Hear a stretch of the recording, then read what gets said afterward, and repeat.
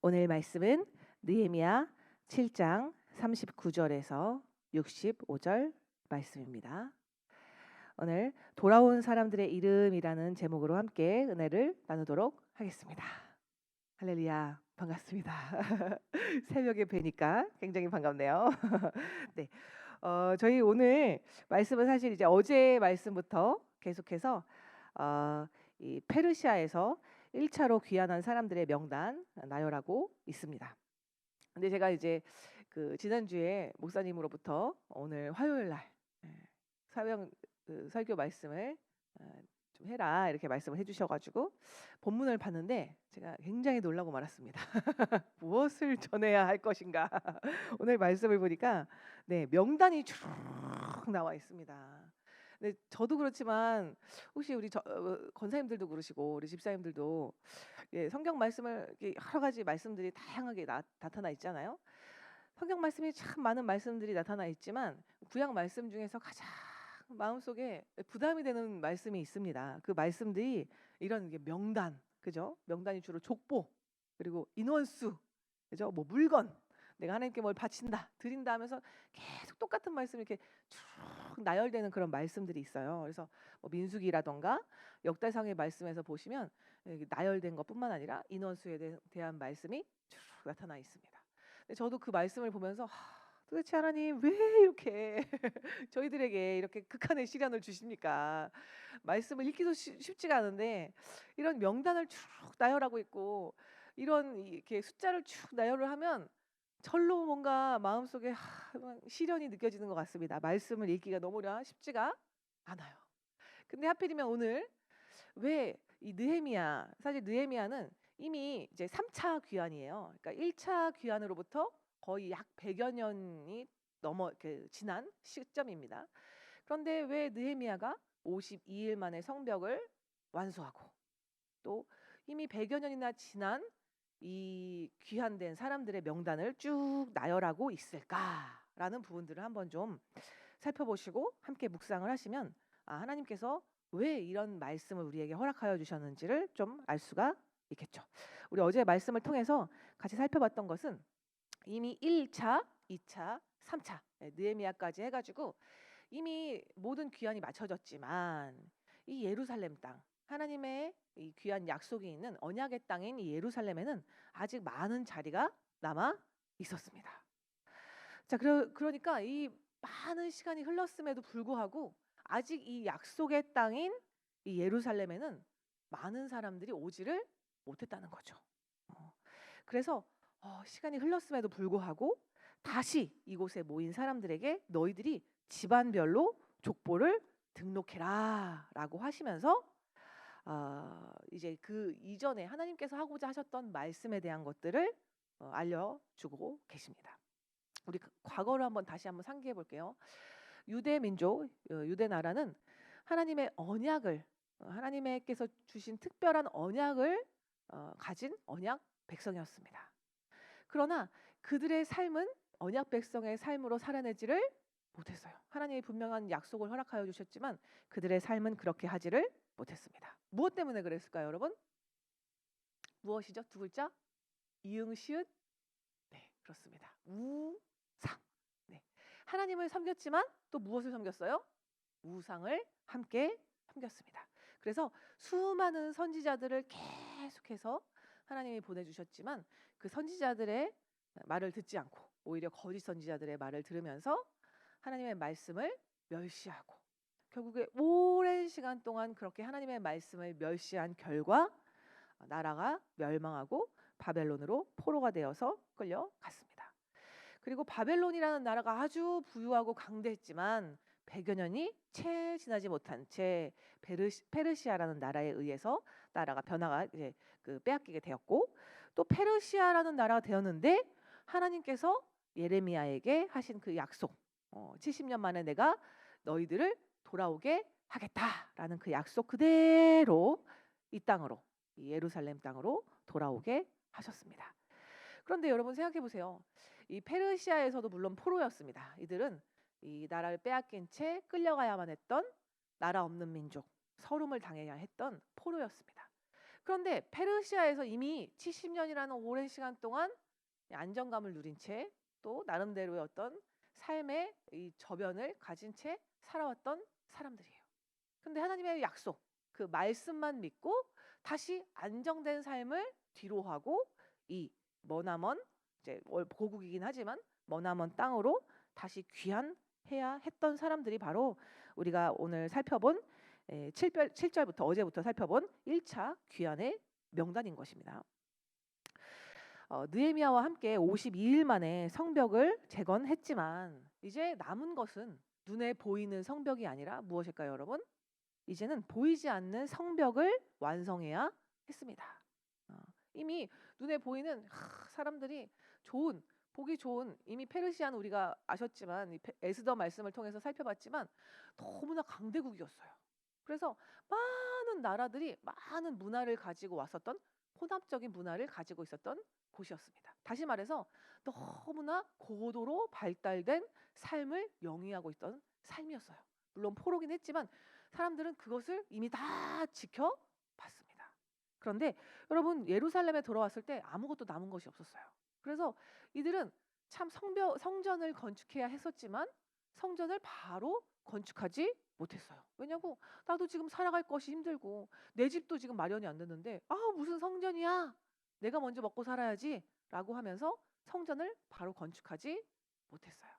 그리고 이제 시간이 지나서 느헤미야와 함께 귀환한 3차 포로 귀환된 사람들은 이제 52일 만에 그 여러 어려움과 역경을 거치고서 이제 52일 만에 성벽을 완수했지만 이제 하나님께서 말씀하시는 것은 무엇이라고요? 세상과 구별된 거룩의 성벽을 쌓으라라고 말씀하시는 거죠. 그래서 이미 지나고도 지난 시간이 지나버렸지만 과거에 너희 부모님들 그리고 너희들의 조부모님들이 결단했던 그 머나먼 땅에서부터 왔던 그 처음의 결심, 첫사랑 다시 한번 회복해라 라고 하시면서 오늘 이 명단을 허락하여 주고 계십니다. 아멘. 자, 우리가 같이 함께 좀 말씀을 살펴볼게요. 우리 39절부터 말씀을 한번 살펴보면 39절만 한번 우리 읽어보도록 할까요? 시작. 제사장들은 예수아의 집 여다야 자손이 973명이요. 자, 오늘 말씀을 보니까 이제 39절부터 시작되는 이 말씀에는 제사장들에 대해서 이야기를 하고 있습니다. 이제 그 7장 앞에서 이미 쭉 나열된 그 사람들은 이제 그 자손들 각기 자손들을 후손으로 나타나 있는 거고요. 이제 오늘 같이 살펴본 이 39절부터의 말씀들은 이제 직분대로 직분을 가진 사람들의 모습들인 거죠. 제사장들을 살펴봤을 때 42절까지 이제 제사장들의 인원수가 나타나 있는데요. 이 제사장의 인원수를 한번 더해 보니 4,289명의 인원들이 나타나 있습니다. 그리고 이제 43절 말씀을 보시면 이제 레위 사람들의 인원수가 나타나 있습니다. 우리 43절 같이 한번 읽어볼까요? 시작. 레위 사람들은 호드야 자손 곧 예수아와 감미엘 자손이 74명이요. 네. 우리가 이제 인원수를 살펴봤을 때 인원수가 무엇을 말하고 있을까? 과연 또 이 인원을 통해서 하나님이 무엇을 오늘 나에게 말씀하고 계신가 좀 한번 살펴볼게요. 이제 39절에서 보니까 제사장 집안이 귀환을 했습니다. 그런데 제사장 집안은 원래 24 이제 24 가문이 제사장 가문에 속해져 있어요. 그런데 오늘 이제 살펴보시면 가문이 몇 개 있습니까?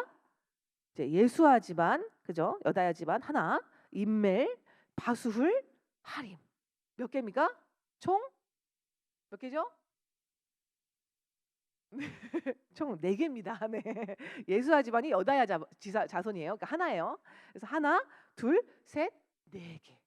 아까 제가 말씀드린 것은 몇 개라고요? 총 제사장 집안이 24개. 네. 24개의 집안에서 지금 몇 개가 등장하고 있다고요? 총 4개만. 자, 여러분, 보이시죠? 이 페르시아에서 다시 이 땅으로, 이 고국 땅으로 돌아올 때 전체 24개 제사장입니다. 그냥 여러분 이스라엘 사람들이 아니라 정말 하나님의 말씀을 대언하고 이 백성들을 대신해서 이 성전의 역할을 수행했던 제사장 가문임에도 불구하고 24개의 가문 중에 4개의 가문만 다시 돌아오고 있는 것을 볼 수 있습니다. 그런데 이제 43절에 보시니까 레위 자손은 몇 명이라고요? 총 74명. 이게 너무 이상하지 않으세요? 제사장은 4개의 가문밖에 안 되지만 총 인원이 4,289명, 약 그냥 4,000명이 넘는다고 보시면 되겠습니다. 그런데 레위인들은 74명밖에 되질 않아요. 이거 좀 이상한데? 그래서 45절까지 보시면 이제 44절, 45절까지 다 레위인들을 말하고 있어요. 44절에 노래하는 자, 45절에는 문지기들 다 이제 포함을 해서 한번 계산을 해봤더니 이 레위인들, 레위 지파 사람들은 총 360명에 해당합니다. 자, 이거 숫자가 왜 이렇게 적습니까? 이거 레위인들 이상합니다. 레위인들의 숫자가 너무나 인원이 적어요. 그러면 이제 우리가 다시 한번 과거에 레위인들의 역할이 무엇이었지라고 생각을 했을 때 레위 지파, 지금 말하자면 이제 뭐 김씨, 뭐 이씨, 뭐 박씨 여러 성씨들이 있지만 한 성씨는 한 자손들은 하나님께서 그들에게는 기업을, 그러니까 땅을 허락하여 주시지를 않았어요. 하나님 자신이 기업이 되셨습니다.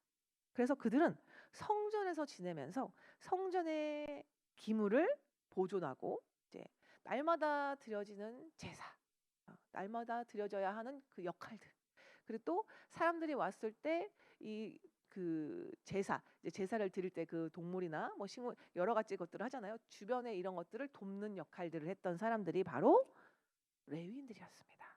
다른 일들을 여타 다른 일들을 하지 않았어요. 온전히 성전에서 일하면서 정말 하나님 자신을, 하나님만을 기업으로 삼고 살면서 다른 여타 이 세상에 눈을 돌리지 않는 사람이 누구였다고요? 바로 레위 사람들이었어요. 그런데 이 레위 사람들, 레위인의 인원수가 턱없이 적습니다. 자, 여러분, 이거 무엇을 말하고 있을까요? 무엇을 지금 상징하고 있을까요? 정말 하나님만 바라보고 하나님만을 기업으로 살아가는 것이 참으로 쉽지가 않다는 것입니다. 정말 은혜가 크고 정말 하나님의 놀라운 그 은혜를 입은 레위 지파, 레위 사람들이었지만 이 현실 앞에서, 현실의 벽 앞에서 철저하게 무너지고 또 뭐예요? 이 70년의 이 포로 생활 속에서 그 자신의 명맥조차 사라진 모습들이 바로 이 레위인들의 모습인 것을 볼 수가 있습니다.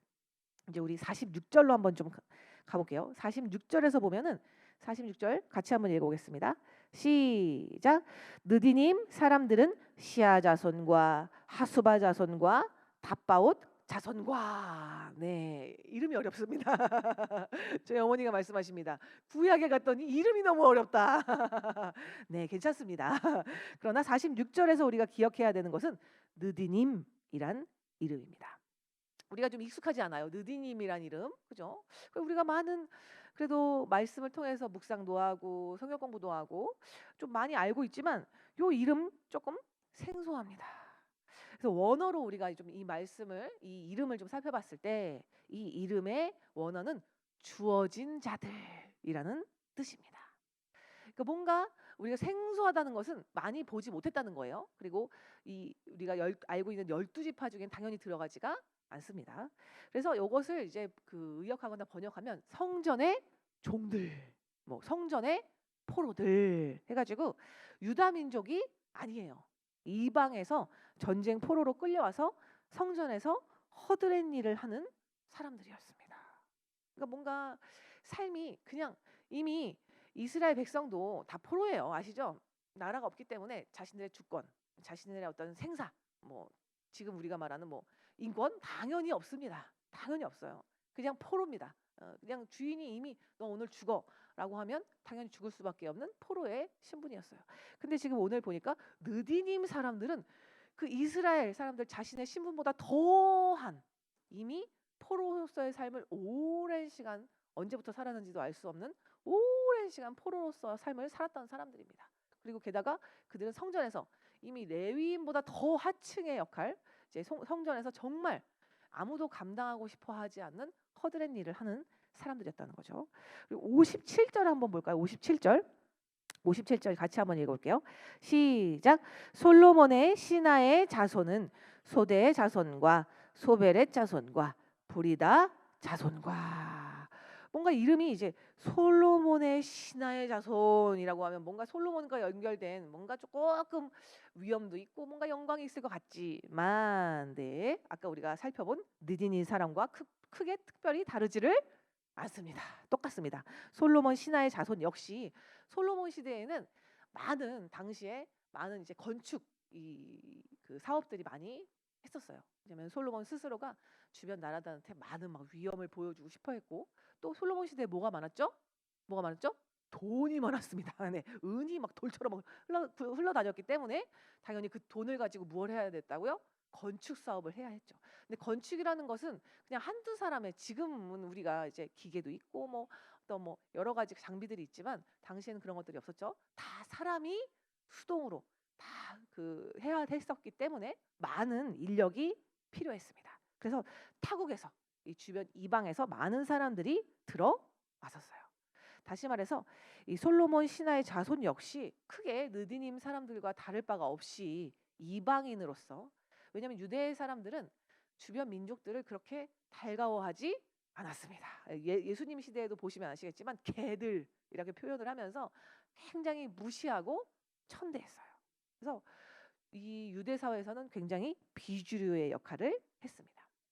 그런데 너무 놀라운 것은 우리 60절 같이 한번 읽어볼까요? 시작. 모든 느디님 사람과 솔로몬의 신하의 자손이 392명이었더라. 그럼 이제 우리가 앞서 살펴본 레위인의 인원수, 그리고 총 레위인 문지기와 노래하는 사람까지 합쳐도 그 사람들은 360명.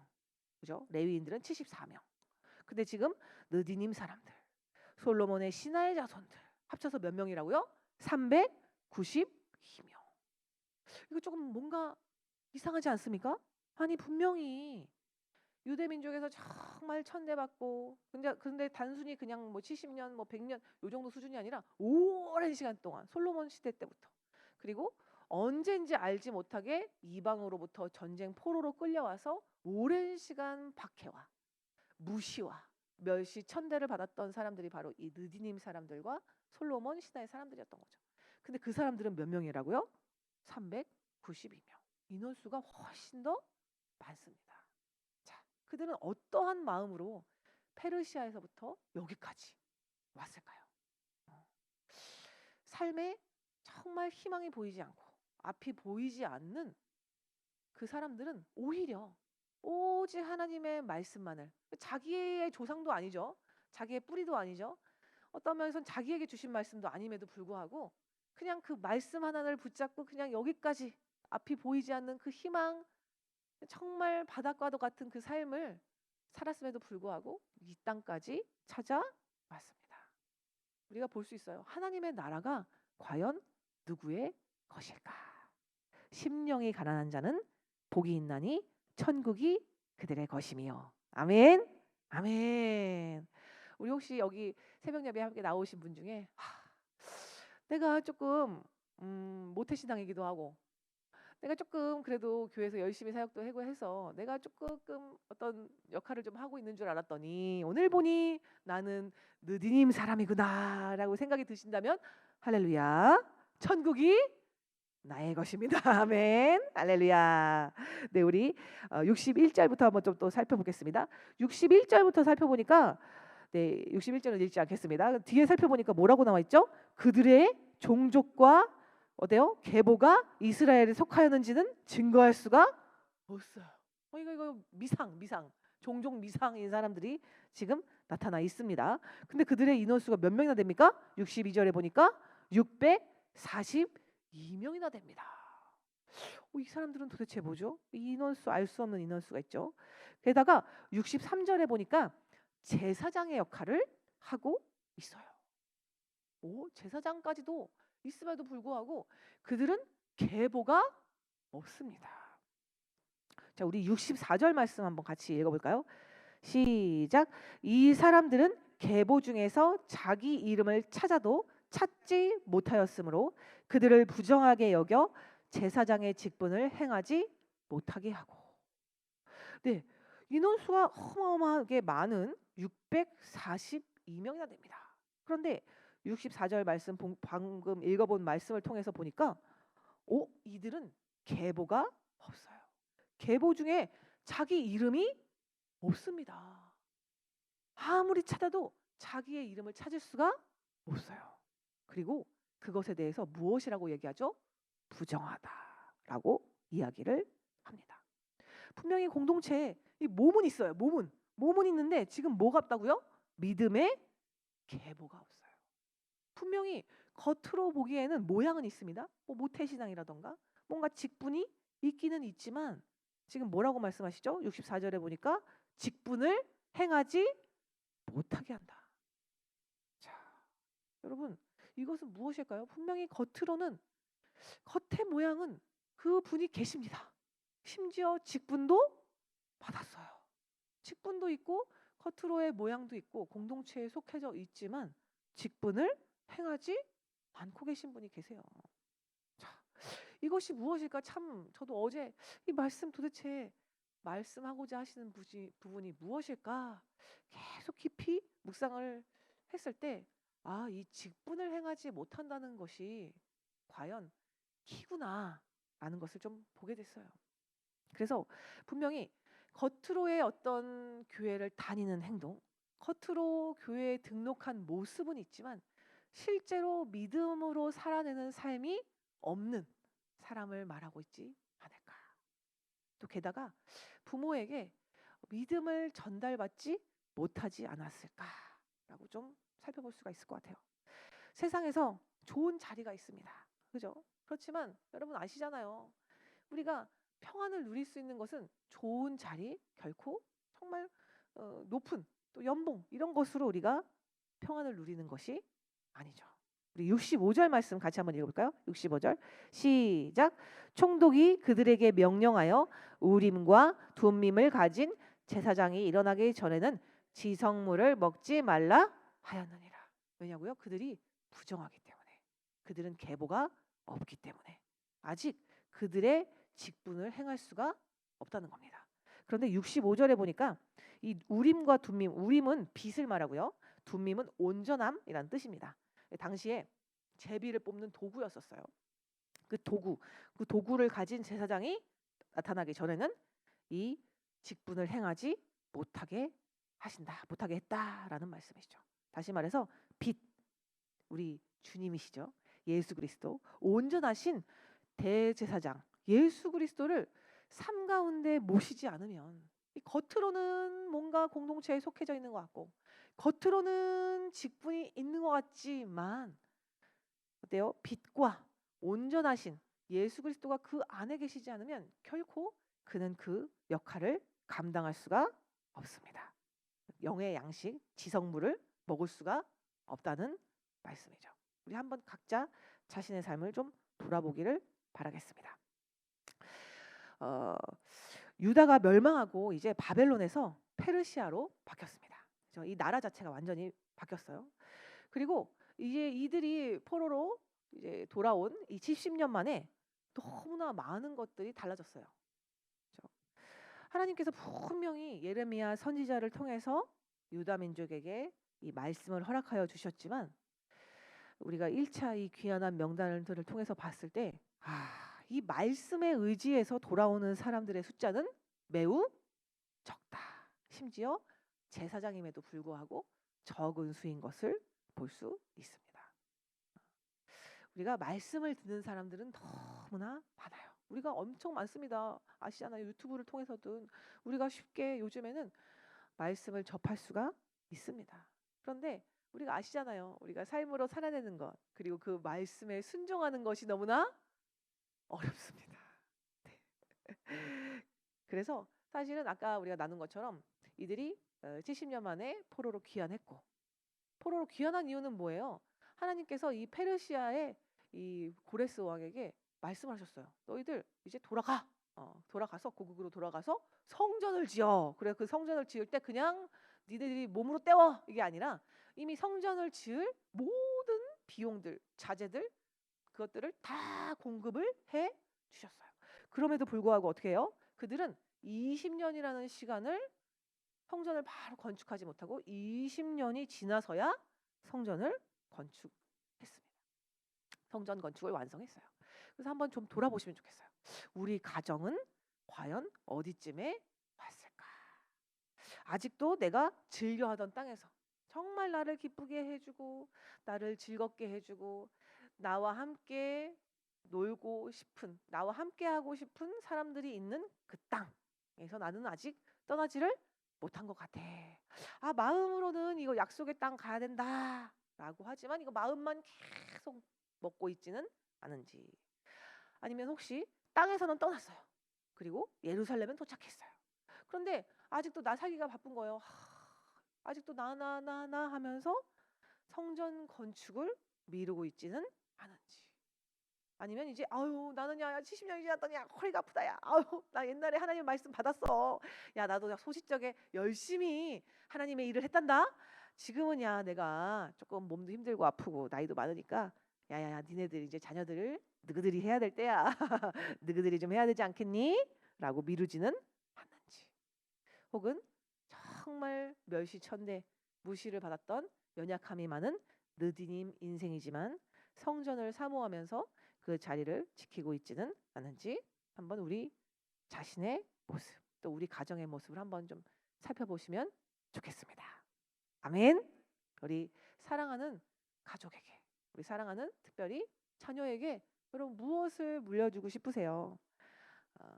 단언컨대 여러분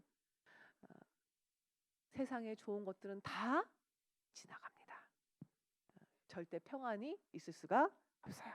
우리 사랑하는 자녀들에게 정말 귀한 견고하고 아름다운 성전을 물려주시기를 바라겠습니다. 아멘. 세상과 구별된 성벽을 쌓으셔서 정말 이렇게 살아가는 것이 아름답고 풍성한 천국을 누리는 삶이다 라는 것을 우리 자녀들에게 꼭 물려주시기를 바라겠습니다.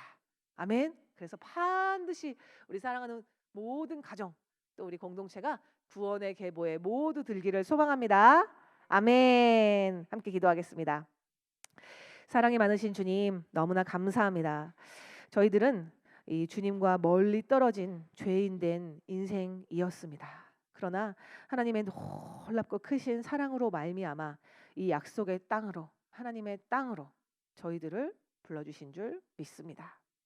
그러나 주님 이 하나님의 나라에 하나님의 약속의 땅에 들어가기가 너무나 어렵습니다. 아니 약속의 땅에 들어왔음에도 불구하고 주님 성전을 건축하기가 너무나 쉽지가 않습니다.